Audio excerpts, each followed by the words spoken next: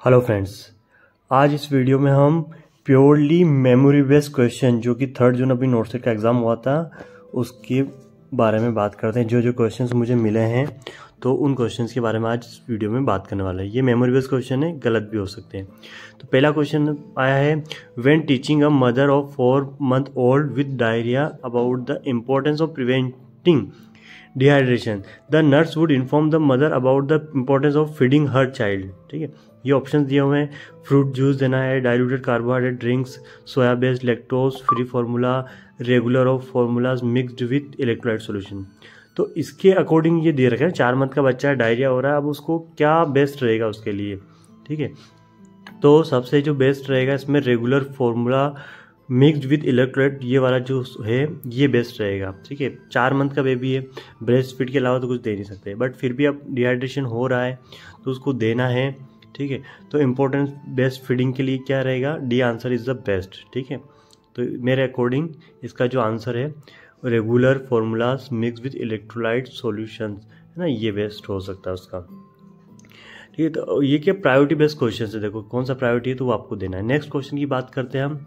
A client with C34 fracture has just arrive in emergency room, the primary nursing intervention. देखो ये memory based question से options ऊपर नीचे हो सकते हैं, क्वेश्चन की लैंग्वेज चेंज हो सकती है ना, जितना हो सके उतना मैंने कोशिश करी है ना। तो इसमें आप वो मत सोचना कि ये ऑप्शन नहीं था, ये मेरा गलत था, ऐसा कुछ नहीं है ना। तो ये कुछ क्वेश्चन गलत भी हो सकते हैं।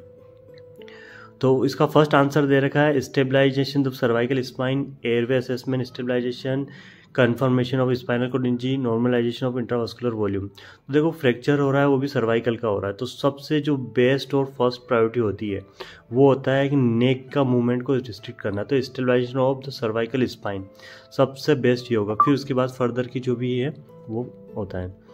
नेक्स्ट आता है 8 year old child come to the physician office complaining of swelling and pain the knee, his mother says the swelling occurred in no reason and it's getting worse. The initial diagnosis is Lyme disease. When taking the mother, the child question related to which of the following would be important including the initial history. ठीक है, तो इसमें hint मिला है Lyme disease का मिला है। ठीक है, और हिस्ट्री बता दी है, तो अब इनिशियल क्या हिस्ट्री रहेगी वो अपने को पता करना है कि क्या क्या हिस्ट्री है, अपन उससे क्वेश्चन पूछ सकते हैं। तो क्वेश्चन फर्स्ट दे रखा है a decrease urine output and flank pain. Second दे रखा है fever over 103 Fahrenheit occurring over the last 23 weeks, rashes covering the palms and hand the sole of the feet, और लास्ट ऑप्शन दे रखा है हेडिंग मलेज एंड सोर थ्रोट। ठीक है, तो हिस्ट्री से रिलेटेड कुछ क्वेश्चन पूछने। तो इसका जो लाइम डिजीज का सबसे जो क्लासिकल सिम्पटम होता है उसमें जो स्पॉट्स आते हैं वो व्हील अपीरेंट आते हैं, तो इसका आंसर जो रहेगा आंसर सी राइट रहेगा। नेक्स्ट बात करते हैं, when inspecting the cardiovascular client the nurse notes that he need to sit upright to breathe, the behaviour is most indicative, है ना। कार्डियोवास्कुलर का क्लाइंट से उसको मतलब कि अपना होता है ना फाउलर पोजीशन दे रहे हैं तो उसको अच्छा लगता है, फील होता है ना। तो कौन सी पोजीशन, कौन से ऐसा डिसऑर्डर है जिसमें ये वाली पोजीशन देंगे तो अच्छा फील होगा। तो pericarditis, anxiety, congestive heart failure और एंजाइना है। ठीक है, ये ऑप्शन दे रखे हैं, तो इसका जो बेस्ट आंसर होगा पेरिकार्डाइटिस होगा। नेक्स्ट की बात करते हैं, when evaluating a client with symptom of shock it is important to the nurse differentiate between the neurogenic and hypovolemic shock. The symptom of neurogenic shock differ from hypovolemic shock, है ना। Neurogenic shock कैसे अलग होगा hypovolemic shock में, तो in neurogenic shock is the skin warm and dry. In hypovolemic shock there is a bradycardia. C answer, in hypovolemic shock capillary refill less than 2 seconds. D, in neurogenic shock there is a delay capillary refill. तो इनको separate करने वाला है, तो first A answer जो है इसका सही होगा। In neurogenic shock the skin is warm and dry. Neurogenic shock में जो होता है स्किन जो होती है वो वार्म्स होती है, तो एक तरह से ये बेटर आंसर होगा इसमें। इस बार के क्वेश्चन के लेवल काफ़ी अच्छे थे, काफ़ी डिफरेंट होते हैं ना, कुछ घुमा देने वाले क्वेश्चन पूछे नोट सेट में, तो उस बार के आए हैं। तो इस टाइप से आपकी क्वेश्चन की कुछ लैंग्वेज होगी, सिमिलर नहीं हो सकती है, कुछ चेंजेस हो सकता है, बट आपको एज इट इज जैसा मैं कोशिश की आपको क्वेश्चन प्रोवाइड किए। नेक्स्ट क्वेश्चन की तरफ चलते हैं। एक pregnant client come to the office for her first prenatal examination at 10 weeks. She has been pregnant twice before. The first delivery produce viable baby girl 39 week 3 years ago. The second pregnancy produced viable baby boy 36 week 2 years ago. Both children are live and well. Using the GTPL score अपनों को बताना है। तो देखो gravida जो होगा इसमें है ना, ग्रेविडा तो कितना होता है अपना, कितनी टाइम बाद प्रेग्नेंट हुई, तो 3 बार तो प्रेग्नेंट हुई, ठीक है। तो ग्रेविडा G3 होगा, तो इसमें A और C आंसर दोनों में से एक होना है, ठीक है। अब T होता है टर्म बेबी कितना हुआ 39 वीक वाला टर्म है, 36 वाला प्री टर्म हो गया, तो टर्म एक होना चाहिए, ठीक है। तो अपना सी वाला बेस्ट जा रहा है। अब आगे और ले लेते चलो। पी पर होता प्री टर्म, तो प्री टर्म ऑब्वियसली एक हुआ था, सही है, ठीक है। ए फॉर होता अबॉर्शन 0, बिल्कुल सही है। और लाइव बेबी कितने 2, तो सी आंसर इसका सबसे बेस्ट आंसर है, सी आंसर सही है इसका। हाँ, ये बहुत अच्छा क्वेश्चन आया था नोट सेट में इस बार। After liver biopsy the best position of the clients, है ना। तो सबसे जो बेस्ट आंसर होगा right lateral, because of after biopsy अपन राइट लेटर देके उसको पिलो सपोर्ट देके कंप्रेशन अप्लाई कर देते तो वो ब्लीडिंग होने से प्रिवेंट होगा। तो उसमें सबसे बेस्ट जो पोजीशन होती है right lateral position, best answer इसका। नेक्स्ट क्वेश्चन की बात करते हैं। एक client diagnose with C4 injury has been stabilised, है ना, स्टेबलाइज कर दिया है, and it is ready for discharge because he is the client at risk for autonomic dysreflexia, he and his family should be, है ना। उसको discharge कर रहे हैं तो ऑटोनोमिक डिसरिफ्लेक्सिया के रिस्क से बचने के लिए उसकी फैमिली को अपन क्या एडवाइस देंगे कि उसको ये चीज़ें आएगी तो उसको तुरंत रिपोर्ट करना है और ये चीज़ें असेस करना। फर्स्ट दे रहेगा dizziness and tachypnea, circumoral pallor and light threading और headache and facial flushing. D answer दे रहेगा pallor and itching of the face and neck. देखो इसमें क्या है कि C4 होगा, C4 की जो ब्रांचेस होती है हमारे रेस्पिरेटरीज के जो नर्व सप्लाईज वगैरह को करती है।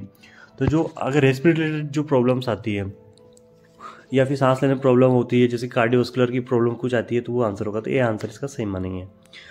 नेक्स्ट ये इमेज कुछ आई थी जिसमें थायराइड एक इमेज आई थी, अब वो ऑप्शन में थे थायराइड था, मास्टरटोमी था और अपेंडेक्टोमी था। तो ये जोली रिट्रैक्टर की इमेज है, ठीक है, थायराइडोटोमी में करते हैं, यूज़ करते हैं। और नॉन रीब्रीदर मास्क की इमेज आई थी, है ना। तो इस तरफ से नॉन रीब्रीदर मास्क होते हैं जिसमें पूरा कंप्लीटली वो उसमें होल्स नहीं होते, जो पोर्स होते हैं ना वो पोर्स नहीं होते, और एक रिजर्वायर बैग्स होता है। और एक इमेज आई थी इम्पेटिको की, ये सेम एज इट इज़ ऐसी इमेज आई थी, ठीक है। तो इसमें हनी क्रेस्ट अपीयरेंस होती है, जो क्रिस्टल्स हो जाते हैं अराउंड द माउथ के। तो इसका आंसर होगा इम्पेटिको, और ये इमेज आई थी नोट सेट की इस बार की। अब नेक्स्ट क्वेश्चन की बात करते हैं हम। नेक्स्ट क्वेश्चन आया था HDI का, है ना, ह्यूमन डेवलपमेंट इंडेक्स पे इमेज आई थी। तो इसके बेसिकली इसके कंपोनेंट पूछे थे, ठीक है। अब क्वेश्चन की लैंग्वेज क्या थी एग्जैक्ट वो नहीं है बता रहा हूँ मैं, जो क्वेश्चन आए वो आपको मेमोरी बेस बता रहा हूँ।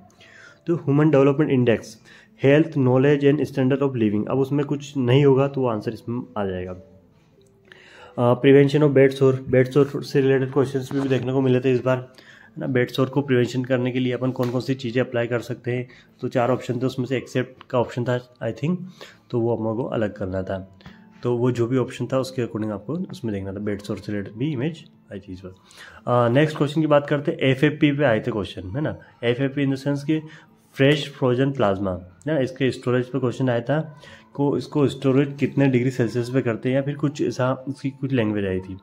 तो बेसिकली फ्रेश फ्रोजन प्लाज्मा इस टाइप से होता है और इसको -30 डिग्री सेल्सियस पे स्टोरेज करते हैं 1 ईयर के लिए। -60 डिग्री करेंगे तो उसको 2 ईयर तक भी प्रिजर्व कर सकते हैं। CPR से रिलेटेड इमेज भी आई थी, चाइल्ड का कुछ चेस्ट कंप्रेशन रेशियो पूछा था 15/2 और ऐसा रेशियो, और PPE personal protective equipment related भी इमेज भी देखने को मिली थी। नेक्स्ट क्वेश्चन बात करते थे हाइपरकैलिमिया में ECG के क्या क्या चेंजेस आई हैं, ठीक है, तो वो भी मिले थे। और ECG से रिलेटेड एक आर्टेरियल फ्लटर का भी इमेज देखने को मिली थी ECG की, तो वो भी ये क्वेश्चन नोट सेट 2023 में इस बार देखने को मिले। तो ये इस टाइप से ECG के चेंजेस हैं वो देखने को मिले थी। नेक्स्ट क्वेश्चन ये अच्छा है था कुछ, 5% डेक्सट्रोज है, 500 ml दिया हुआ है, हाउ मेनी कैलोरीज काउंट करनी थी उसमें, ठीक है। वहाँ पे ऑब्वियसली आपको लैंग्वेज दूसरी मिली होगी, मैं यहाँ पे शॉर्ट एंड स्वीट चीज़ आपको बता रहा हूँ, ठीक है। ऑब्वियसली वहाँ थोड़ा कंफ्यूजिंग लैंग्वेज होती है, वो अभी करने में बहुत इजी लगता है बट वहाँ पे थोड़ा टफ हुआ होगा आपके लिए। तो 5% एक्स्ट्रा दिया है, 500 ml दिया हुआ है ना, तो 5% in the sense 5 gram in 100 ml में होता है, ठीक है। तो यहाँ 500 दिया तो 50 ग्राम्स ऑफ शुगर्स हो गई, डेक्सट्रोज हो गई, और 3.4 होता है 1 ग्राम शुगर, तो इसको मल्टीप्लाई करके 170 आंसर आएगा। और नॉन स्ट्रेस टेस्ट है ना, NST से रिलेटेड भी कुछ क्वेश्चन देखने को मिला था।